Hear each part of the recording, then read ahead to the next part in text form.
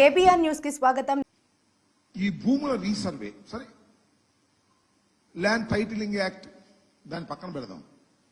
ఆ land titling act చాలా గందరగోళమైంది, దుర్మార్గమైంది. దాన్ని రద్దు చేస్తామన్నారు, రద్దు చేశారు. భూముల రీసర్వే, ఈ రీసర్వేలు కూడా భయంకరమైనవి, అన్యాయమైనవి.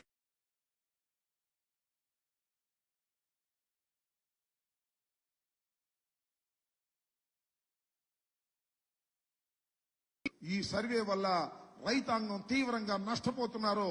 మేము అధికారంలోకి రావడమే ఆలస్యం, ఈ రీసర్వే కూడా తీసేస్తామని చెప్పేసి ఎన్నికల్లో అనేక ప్రగల్భాలు పలికారు. వాస్తవానికి అవన్నీ కూడా వేసి చూపించాలి. కొద్దిగా ఇది క్లారిటీ లేకపోవటం వల్ల చంద్రబాబు నాయుడు గారు ఏ సందర్భంలో ఏమన్నాడు, జగన్మోహన్ రెడ్డి గారి గురించి, ఈ రీసర్వేల గురించి, ఈ రీసర్వే ఎంత ప్రమాదకరమైంది, మోసపూరితమైంది, ఈ రీసర్వే చేయటం వల్ల రైతులు నష్టపోతారు, జగన్మోహన్ రెడ్డి గారు కావాలని రైతుల్ని నష్టం చేయడం కోసం ఈ రీసర్వేలు పెట్టాడు అనేటువంటి మాట మాట్లాడారు. ఆయన మాట్లాడటం కాకుండా వస్తుందా, వస్తే ఒకసారి గౌరవ ముఖ్యమంత్రి నారా చంద్రబాబు నాయుడు గారి ఎన్నికలకు ముందు ఏ విధంగా ఒకసారిగా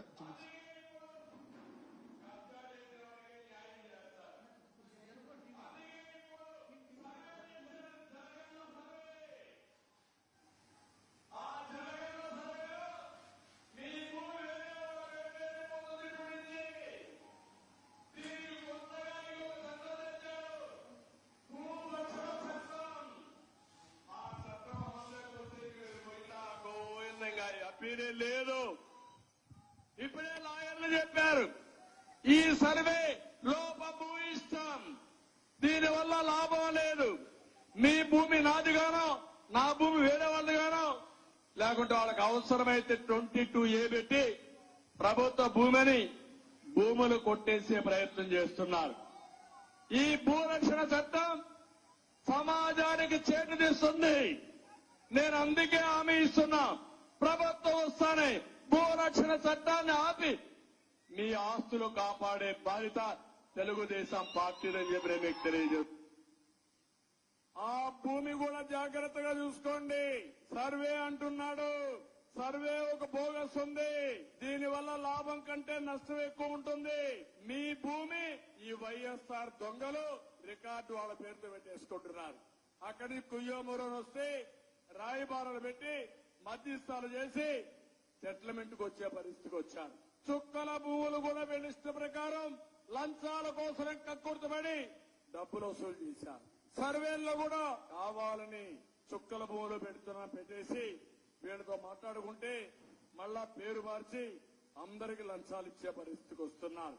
పిచ్చ ముదిరింది, ఫ్రస్ట్రేషన్ పీక్ వెళ్ళారు.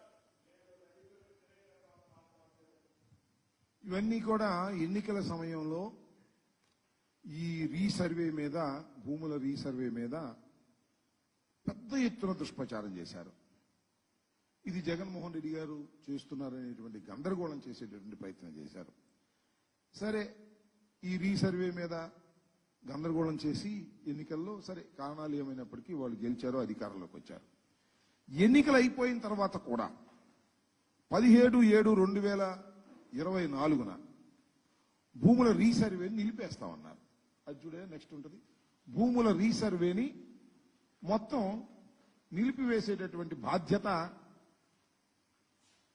చంద్రబాబు నాయుడు గారు మేము తీసుకుంటారని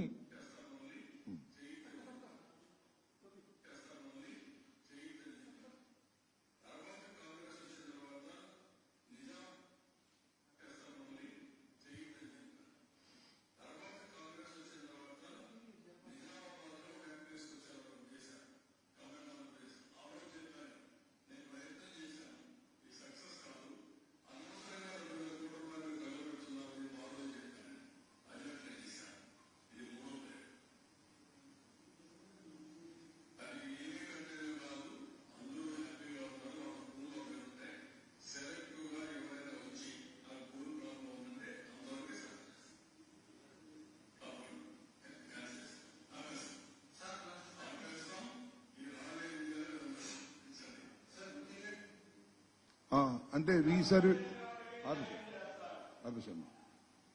రీసర్వే ఆపేస్తాం, ఎవరైనా వచ్చి అడిగితే వారి మాత్రమే చేస్తాం, ఈ రాళ్ళన్నీ ఏం చేసుకోవాలో అర్థం కావట్లేదని చెప్పాడు.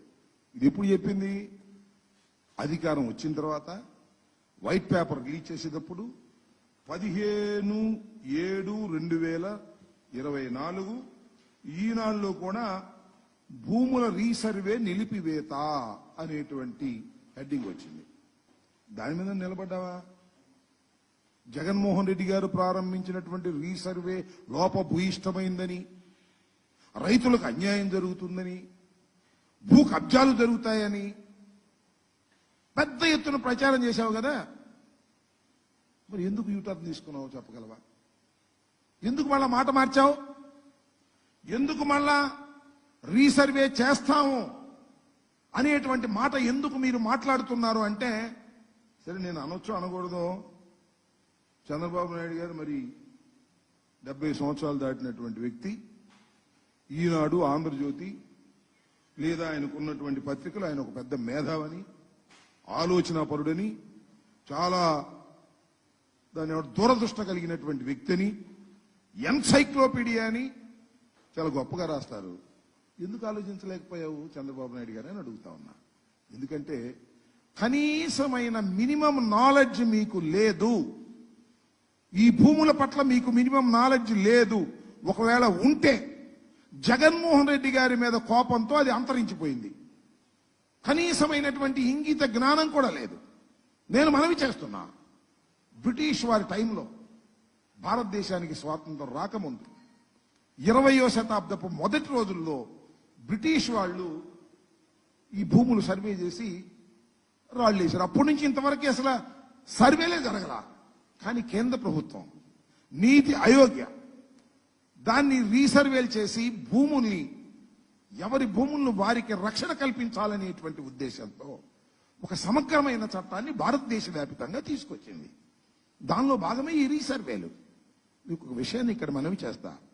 నాకు పెద్దలు చెప్పినటువంటి అంశం, చాలా సీనియర్ ఐఏఎస్ అధికారి చెప్పాడు నాకు. ఏమనంటే, ఇతర దేశాల్లో భూ వివాదాలు వెరీ మినిమం 3% మాత్రమే ఉంటాయి, మ్యాక్సిమం ఉంటే 3%. మన భారతదేశంలో ఎంతో తెలుసా? 60 to 70% భూ వివాదాలు. కోర్టుల చుట్టూ తిరగటం. ఏదో స్వామి చెప్తారు, కోర్టుకు వెళ్ళిన తర్వాత జడ్జిమెంట్ వచ్చిన తర్వాత గెలిచిన వాడు ఏడిచాడంట, వాడిపోయినోడు ఏడిచాడంట.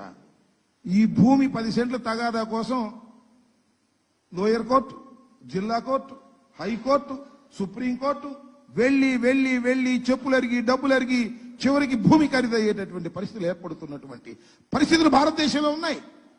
వీటన్నిటినీ కూడా క్లియర్ చేయడం కోసం సర్వే చేసి భూమి హక్కుని ఆ భూమి హక్కుదారుడికి ఇవ్వాలనేటువంటి ఉద్దేశంతో రీసర్వే ప్రారంభించింది జగన్మోహన్ రెడ్డి గారి ప్రభుత్వం.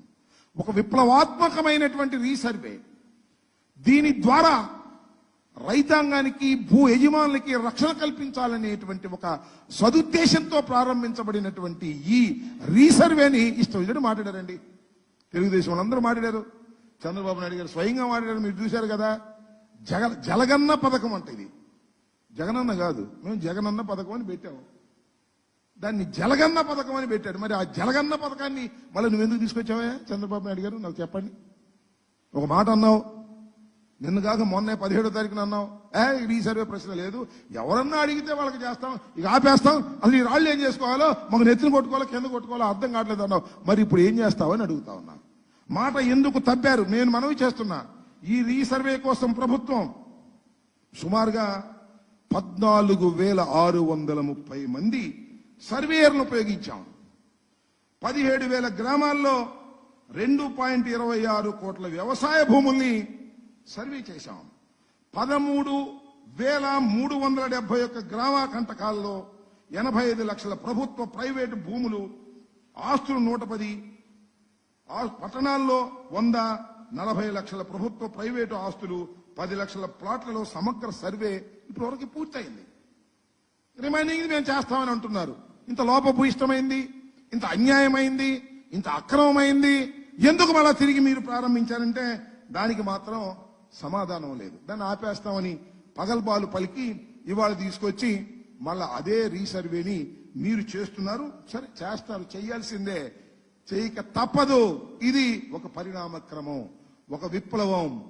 రైతులకు లేదా భూ హక్కుదారులకు పూర్తి సమగ్రమైనటువంటి భూ హక్కుని ఇవ్వాలి అంటే సర్వే చేసి ఇవ్వాల్సినటువంటి బాధ్యత వీళ్ళందరికీ ఉంటుంది అనేది కూడా గుర్తుపెట్టుకోమని మనం చేస్తున్నాం.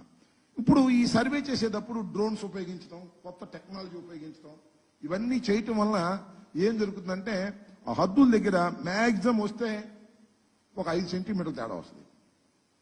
అదే లింకులతో చేస్తారు కదా, బ్రిటిష్ వాళ్ళ టైంలో లింకులు కొలతలు చేసేటప్పుడు పెద్ద తేడాలు వచ్చేస్తాయి. ఓ 10 లింకులు 20 లింకులు తేడాలు వచ్చేటువంటి పరిస్థితి ఉంటుంది. దీనికోసం కేంద్ర ప్రభుత్వ సహకారంతో రాష్ట్ర ప్రభుత్వం అనేకమైనటువంటి కార్యక్రమాలు చేసి రీసర్వే చేసే కార్యక్రమం చేసి 75 బేస్ స్టేషన్స్ మన ఆంధ్రప్రదేశ్లో ఏర్పాటు చేయడం జరిగిందని మనం చేస్తున్నాం. అలాంటి గొప్ప కార్యక్రమం ఇవాళ వైఎస్ఆర్ కాంగ్రెస్ పార్టీ ప్రారంభించి చేస్తే ఎన్నికల దాకా దాని మీద ఎంత దుష్ప్రచారం చేయాలో అంత దుష్ప్రచారం ఎల్లో మీడియా, ఈయన తెలుగుదేశం పార్టీ నాయకులు ఇష్టం వచ్చినట్టుగా బహిరంగ సభల్లో చెప్పి చెప్పి చెప్పి ఏదో నమ్మించేటటువంటి ప్రయత్నం చేశారు.